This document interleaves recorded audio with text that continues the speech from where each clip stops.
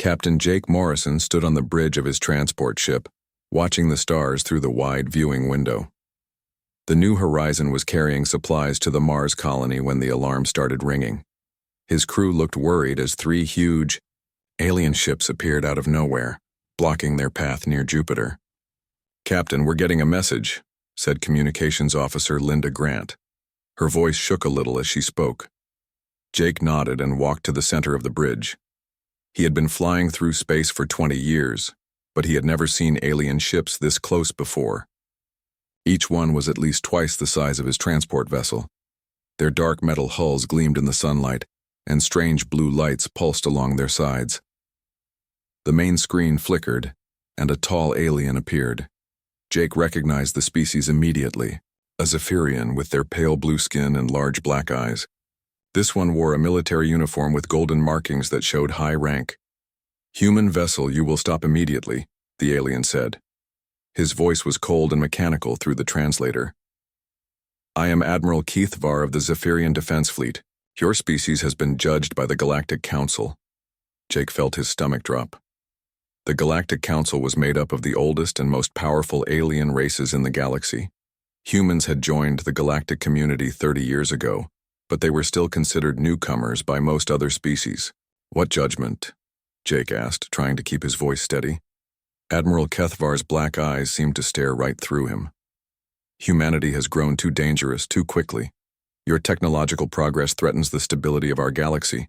The Council has decided that your species must be contained." On Earth, similar conversations were happening all across human space. Commander Lisa Hayes sat in the Earth Defense Command Center, watching dozens of red dots appear on the tactical display. Each dot represented an alien warship that had just jumped into the solar system. "Ma'am, we're getting reports from all our colonies," reported Lieutenant Tom Baker. "The aliens have ships everywhere, Titan Base, Europa Station, even the research outpost near Pluto." Lisa stared at the screen. The human fleet was spread thin across their territory, mostly small ships designed for exploration and light defense. They had 12 destroyers and 36 frigates scattered across a dozen star systems. Against the massive alien fleet now surrounding them, it would be like throwing rocks at a hurricane. Her communication device buzzed. "Commander Hayes, report to the presidential bunker immediately." Back on Jake's ship, Admiral Kethvar continued his message. "You have 24 Earth hours to surrender all military vessels and submit to permanent occupation. Your weapons will be destroyed. Your ships will be confiscated. Your colonies will be placed under alien supervision." "And if we refuse?" Jake asked, though he was afraid of the answer. The alien's expression didn't change. "Then every human world will be reduced to ash.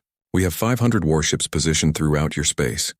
Your entire species can be eliminated within 1 day." The transmission ended, leaving Jake and his crew in shocked silence. Linda Grant was the first to speak. "Captain, what do we do?" Jake looked around at his crew. These were good people, engineers, scientists, pilots who had dedicated their lives to exploring space and helping humanity grow among the stars. Now they were being told that everything they had worked for was about to end. "Set course for Earth," Jake said quietly. "Maximum speed."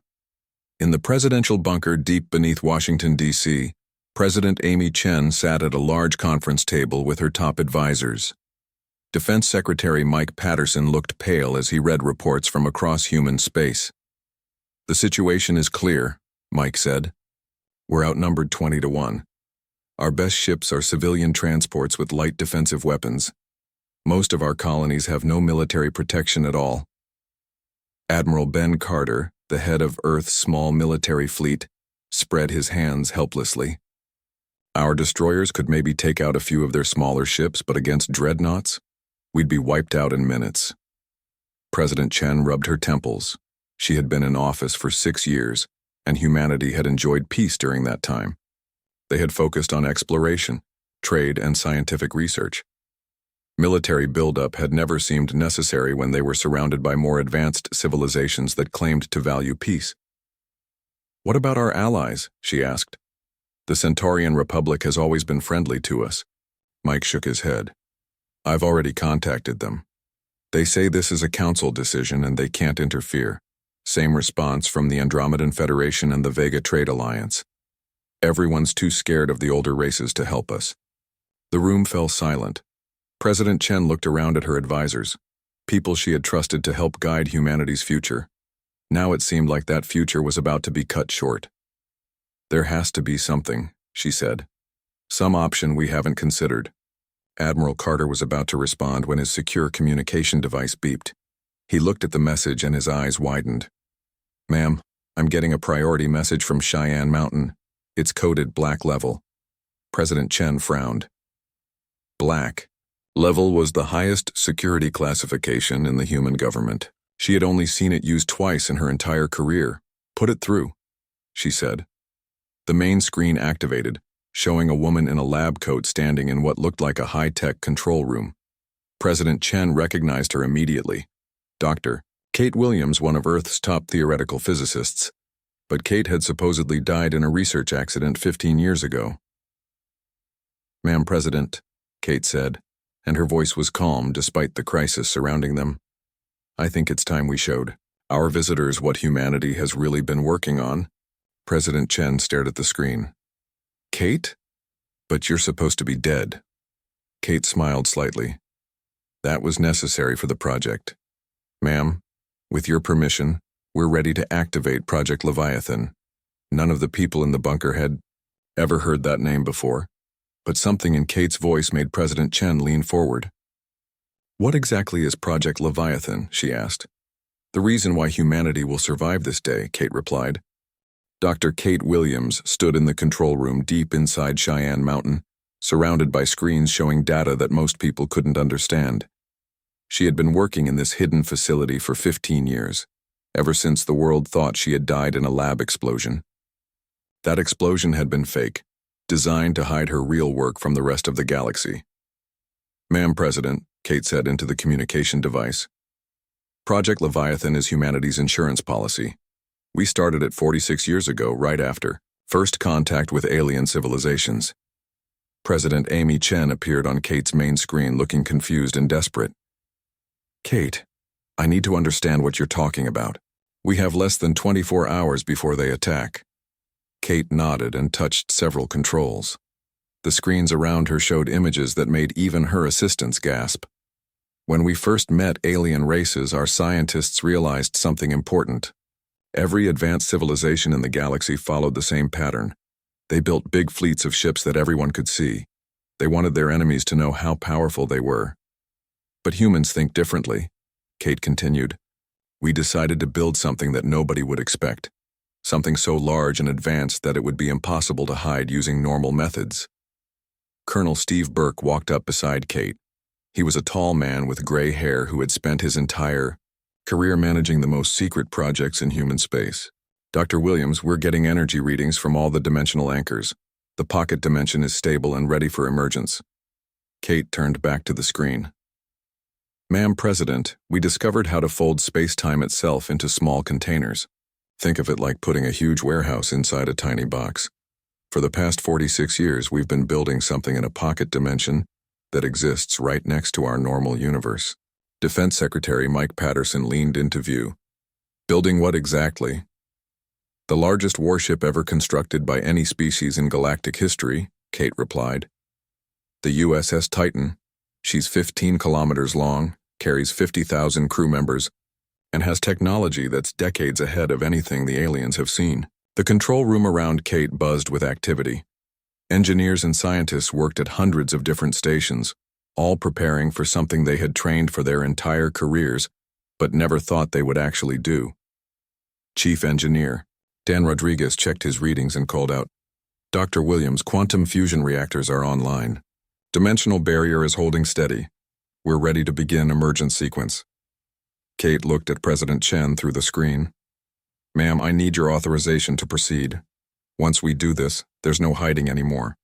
The entire galaxy will know that humanity has capabilities they never suspected. President Chen was quiet for a long moment. In the background, Admiral Ben Carter and the other advisors looked shocked. Finally, she spoke. Kate, if this ship is as powerful as you say, Why didn't we use it to explore space? Why keep it hidden? Because we were waiting for exactly this situation, Kate explained. We knew that someday, the older alien races would see us as a threat. They always do this to younger species that advance too quickly. We needed them to make the first move, to threaten us openly, so that when we revealed our true strength, no one could accuse us of being aggressive. Dr. Rose Martinez, the project's lead physicist, walked over to Kate's station. Rose was a small woman with kind eyes, but she had spent her life working on theories that pushed the boundaries of known science. The emergence will take approximately 6 hours, Rose explained to the camera. The Titan exists in a pocket dimension located beyond Neptune's orbit. When we collapse the dimensional barrier, she'll appear in normal space. The aliens won't detect her until we want them to. Colonel Burke added, "The ship has been fully crewed and operational for the past 5 years. Everyone aboard volunteered to live in secret, separated from their families, to protect humanity. They're heroes. Every one of them." Kate touched more. Controls and new images appeared on the screens. They showed the interior of an enormous spaceship, with corridors wide enough for ground vehicles and hangar bays that could hold entire fleets of smaller ships. The Titan carries 3,000 advanced fighters, Kate explained. Each one uses technology we developed by studying every piece of alien equipment we could get our hands over the past 30 years. We learned from every trade agreement, every diplomatic meeting, every cultural exchange.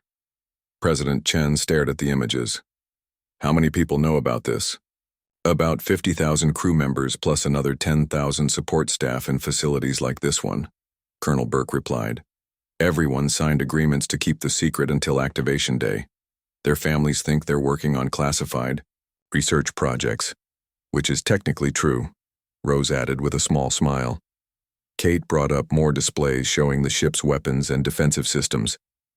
Ma'am President, the Titan isn't just big. She represents everything humanity has learned about advanced technology, combined with our own unique approaches to solving problems. While other species built bigger guns, we focused on efficiency and innovation. Chief Engineer Dan Rodriguez called out again. Dr. Williams, all systems are green. Dimensional anchors are stable. We can begin emergence on your command. Kate looked at President Chen through the screen. Ma'am, Admiral Sam Walker is already aboard the Titan as her commanding officer. He's been preparing for this day since the project began. The crew is ready, the ship is ready, and our technology is ready. President Chen closed her eyes for a moment. When she opened them, her expression was determined. Dr. Williams, you have authorization to proceed with Project Leviathan. Show these aliens what humanity is really capable of. Kate smiled and turned to her team. You heard the president. Begin emergence sequence. Let's bring our ship home. All around the control room, technicians began working at their stations. Energy readings spiked as massive machines deep in the mountain started powering up. In space, near Neptune, reality itself began to bend and twist as the pocket dimension containing humanity's greatest secret started to merge with normal space. Emergence in progress, Dan Rodriguez announced. Dimensional barrier collapse will complete in 5 hours and 47 minutes. Kate watched the readings and felt proud of what her team had accomplished. The aliens thought they knew everything about human capabilities. They thought humans were just another young species with primitive technology. They were about to learn how wrong they were. Admiral Sam Walker stood on the bridge of the USS Titan, watching his crew prepare for the moment they had trained for their entire careers. The bridge was enormous, bigger than most buildings on Earth, with hundreds of workstations and screens, showing every detail of the ship's systems. Sam was a veteran of 30 years in Earth's small space navy. He had been chosen to command the Titan, not just because of his experience, but because he understood how to think like both a human and an alien military leader. Today, that knowledge would be crucial. Admiral, dimensional emergence complete, reported Lieutenant Commander Jill Parker from her station. Jill was the leader of the Titan's fighter wing, and she had spent 5 years living on the ship while the outside world thought she was dead. All systems are online and functioning perfectly. Sam nodded and walked to the center of the bridge. Through the massive viewing window, he could see the distant glow of the sun, and the small dot that was Earth. Between them and home, he knew the alien fleet was waiting. "Tactical, show me the enemy positions," Sam ordered. The main display lit up with a three-dimensional map of the solar system. Red dots marked the locations of alien warships, dozens of them positioned around Earth, Mars, and the major space stations. Blue dots showed the locations of human ships, pitiful few compared to the alien force. "Sir, we count 230 alien vessels," reported Commander Sue Nelson from the communications station. "They have us surrounded completely. No human ship can reach Earth without going through their blockade." Sam smiled slightly. "They don't know about us yet, do they?" "No, sir," replied Captain Ryan Torres from the sensor station. "Our stealth systems are working perfectly. Even at this close range, we're completely invisible to their scanners." The Titan drifted silently through space, hidden by technology that bent light and energy around the massive ship. From the outside, the space around Neptune looked empty. But inside the ship, 50,000 crew members prepared for battle. On the alien flagship near Earth, Admiral Kethvar reviewed his battle plans. The Zephyrian commander felt confident as he looked at the tactical displays showing his overwhelming force. His intelligence report said that humans had only a few dozen small warships scattered across their territory. "Commander Vextai, what is the status of our blockade?" Kethvar asked his second-in-command. "All positions secured, Admiral," the younger Zephyrian replied. "The humans cannot move a single ship without our knowledge. Their largest vessel is barely 1/10 the size of our smallest cruiser." Kethvar's black eyes gleamed with satisfaction. "Perfect.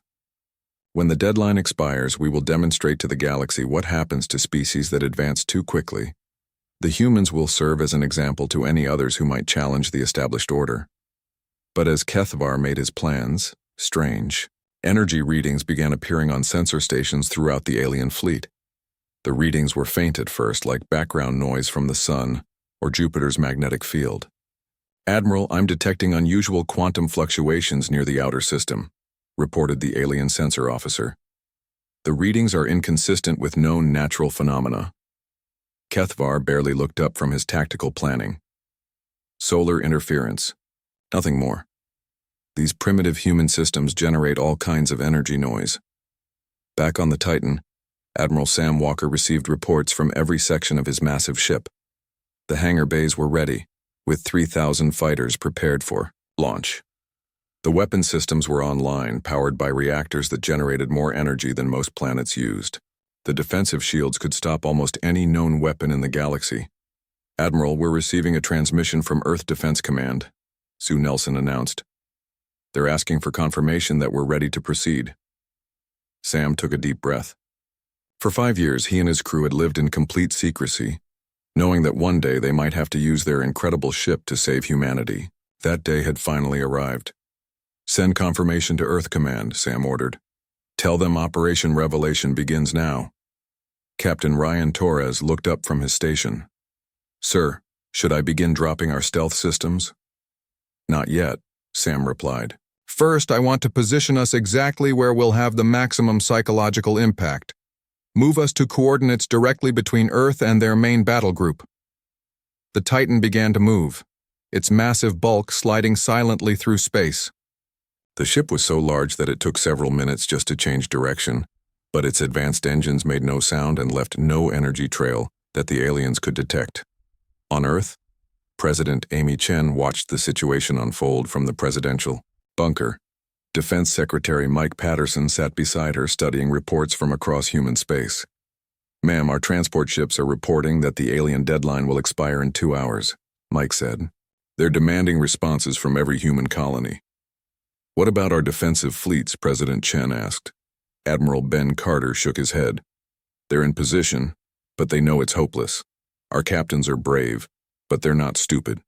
They understand the odds." President Chen looked at the communication screen showing Dr. Kate Williams in her control room. "Kate, is your ship ready?" "Yes, ma'am," Kate replied. "Admiral Walker reports that the Titan is in position. On your command, we can reveal humanity's true capabilities to the galaxy." Back in space, Admiral Kethvar grew impatient as the deadline approached. He had given the humans plenty of time to surrender, and their refusal to respond was making him angry. "Open a channel to all human vessels," Kethvar ordered. "It's time to remind them of their situation." The communication went out across all frequencies, reaching every human ship and station in the solar system. Kethvar's cold voice echoed through space. "Humans, you have 1 hour remaining to surrender your military assets. If you do not comply, we will begin destroying your cities, starting with your capital." As his words finished, something impossible happened. The space between Earth and the alien fleet seemed to shimmer and bend. Energy readings spiked across every sensor in the system. And then, where empty space had been just moments before, the largest warship anyone had ever seen simply appeared. The USS Titan materialized like a mountain rising from the ocean. 15 kilometers of advanced human engineering, bristling with weapons and defensive systems, hanging in space like an impossible dream made real. On the alien flagship, every alarm began ringing at once. Officers shouted in confusion as their sensors tried to make sense of what they were seeing. "Admiral," the sensor officer called out in panic. "Unknown vessel has appeared at coordinate 77 Mark IV, size. Admiral, the readings must be wrong. It shows 15,000 meters in length." Admiral Kethvar stared at the main screen, his confidence cracking for the first time. "That's impossible. Our intelligence shows no human vessel larger than 500 meters. On the Titan's bridge, Admiral Sam Walker smiled as he watched the alien fleet's panicked response. Sue Nelson opened communication channels to every ship in the system, human and alien alike. "This is Admiral Sam Walker commanding the United Earthship Titan," Sam said, his voice calm and strong. "You have 10 minutes to withdraw all hostile vessels from human space. This is your only warning." Admiral Kethvar stared at the impossible sight on his main screen.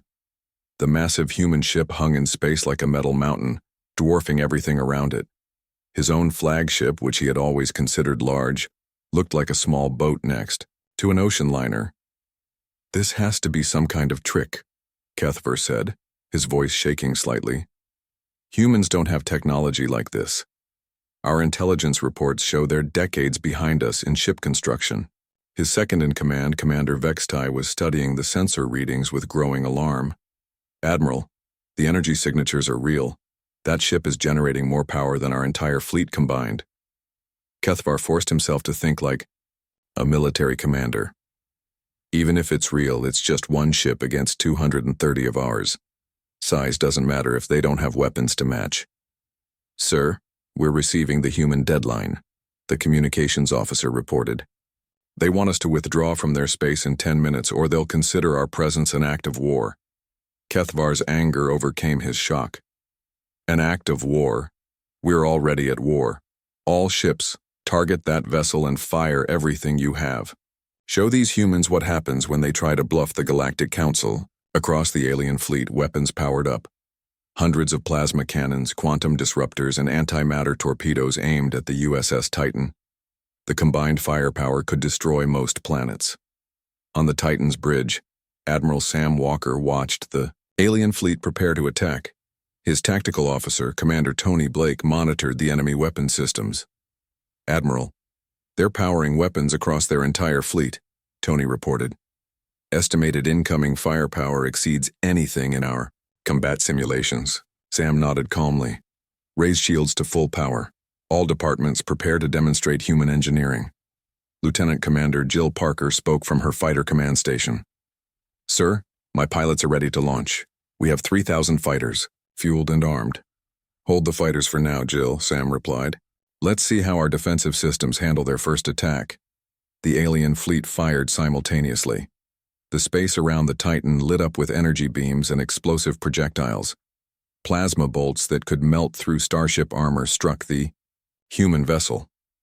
Quantum disruptors designed to tear apart molecular bonds hit the shields. Antimatter torpedoes that could crack moons exploded against the Titan's defensive barriers. The light show was spectacular, visible from Earth with the naked eye. For 30 seconds, the Titan disappeared behind a wall of destructive energy that should have vaporized any known vessel. When the light faded, the impossible human ship hung in space completely undamaged. Not only had it survived the attack, But something even more shocking had happened. The ship's energy readings had actually increased. Chief Engineer Dan Rodriguez's voice came over the ship's communication system from deep in the engine rooms. "Admiral, our power grid just absorbed 70% of their attack energy. We're now operating at 140% normal capacity." On the alien flagship, silence fell over the bridge. Every officer stared at their sensors, trying to understand what they had just witnessed. "The ship absorbed our weapons," Commander Vextai whispered. "How is that possible?" Admiral Kethvar felt cold fear growing in his stomach, but he forced himself to stay calm. "All ships continue firing. Focus all weapons on their weakest sections." The second alien attack was even more intense than the first. This time, the alien commanders coordinated their fire, trying to overwhelm specific points on the Titan's hull.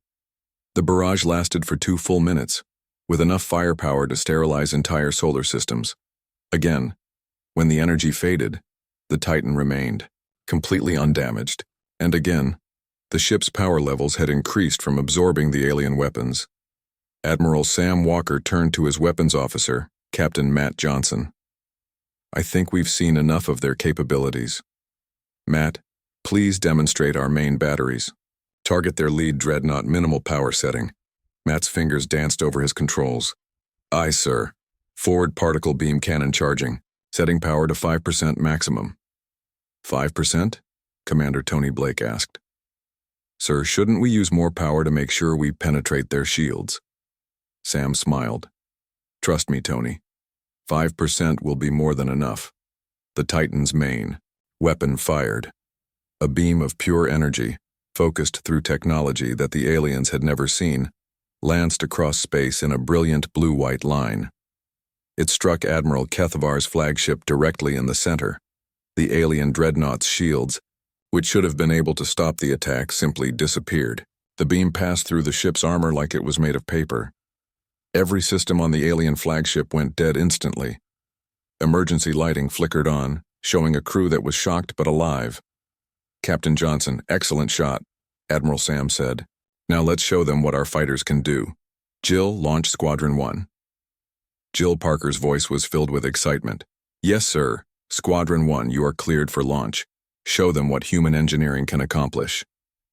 The Titan's massive hangar bays opened and 100 advanced human fighters poured out. Each fighter was sleek and fast, using the same energy absorption technology as the main ship. As they flew toward the alien fleet, they moved in patterns that seemed to defy physics. Captain Matt Johnson led Squadron 1 personally. He had been flying fighters for 15 years, but these new human craft were unlike anything he had ever piloted. They could turn impossibly tight corners, accelerate instantly, and their weapons could pierce any known armor.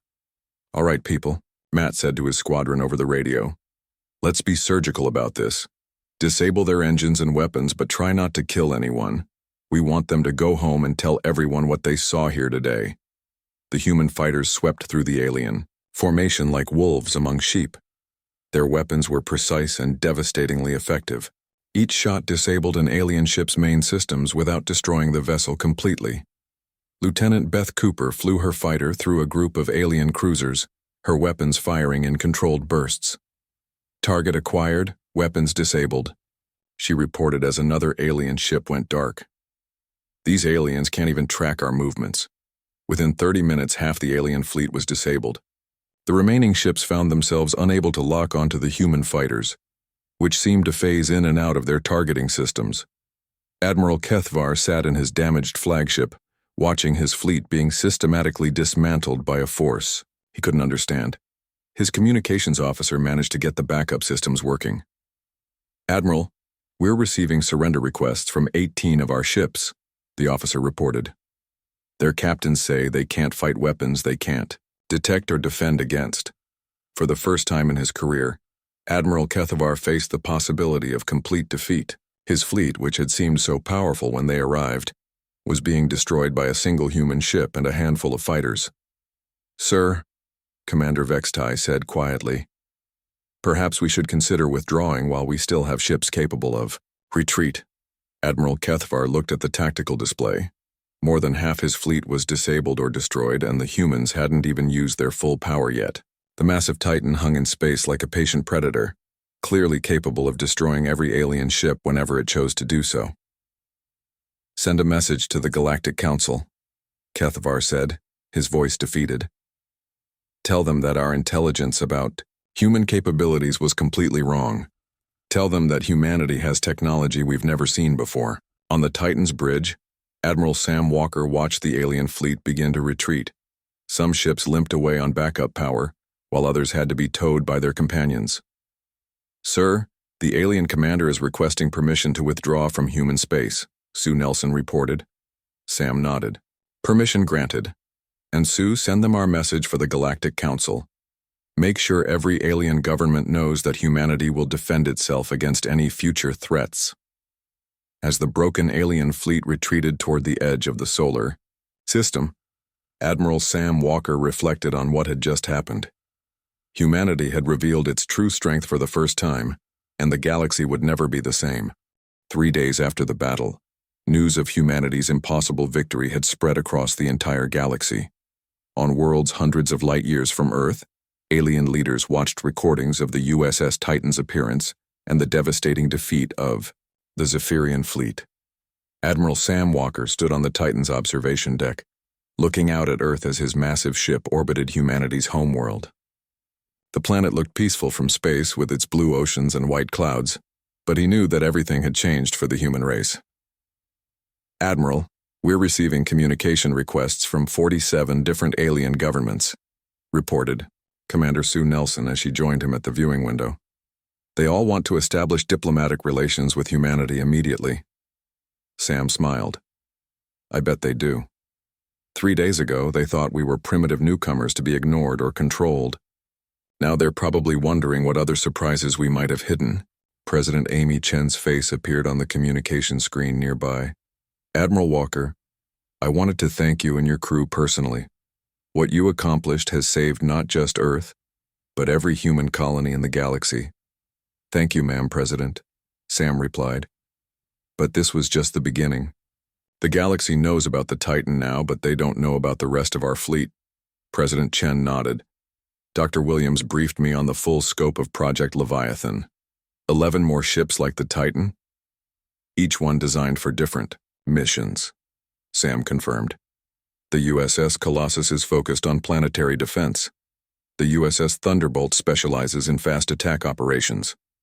The USS Guardian is built for deep space exploration and first contact with new species." On the alien homeworld of Zephyros Prime, Admiral Kethvar sat in a military tribunal, trying to explain his defeat to the Galactic Council representatives. The blue-skinned admiral looked tired and defeated as he faced questions from species that had ruled the galaxy for thousands of years.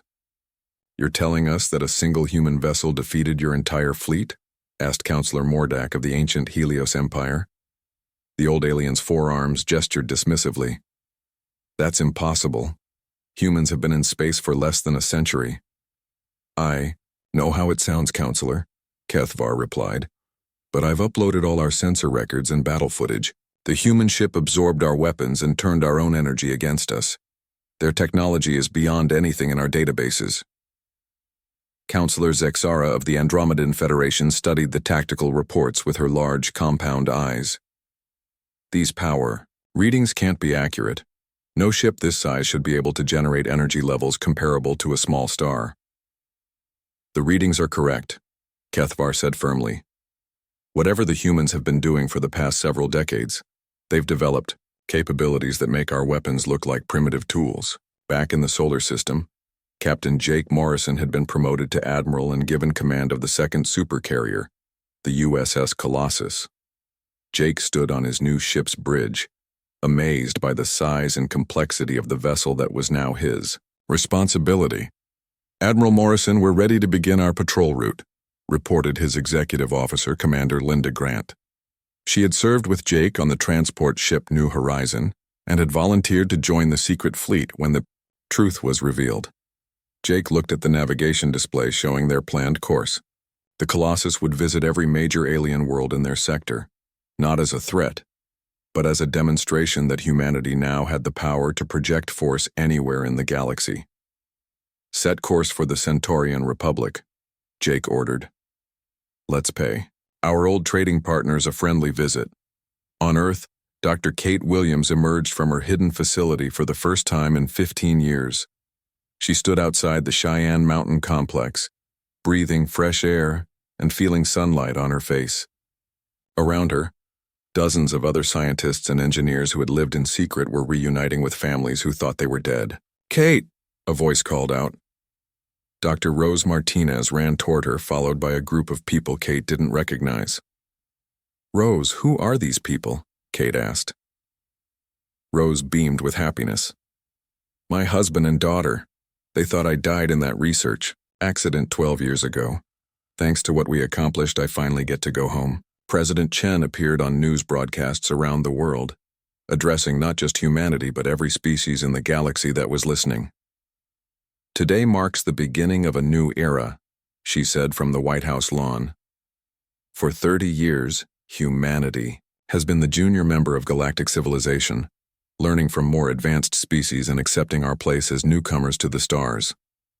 The camera showed the USS Titan passing overhead, its massive bulk casting a shadow over the entire city of Washington. "But we were always preparing for the day when we would have to stand on our own," President Chen continued. "Today, humanity takes its place as an equal among the great civilizations of the galaxy. We offer friendship to those who accept us as equals, and we promise protection for any species threatened by those who would abuse their power." In the Galactic Council chambers on the neutral world of Kepler Station, emergency sessions had been running for 3 straight days. Representatives from hundreds of species argued about how to respond to humanity's sudden emergence as a major power. "The humans have upset the balance that has kept peace in this galaxy for millennia," argued Councillor Thetmon of the Rigel Confederacy.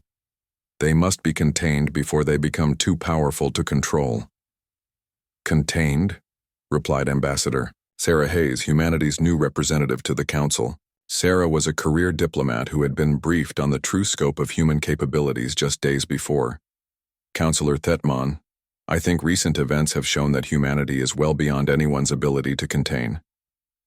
The chamber fell silent.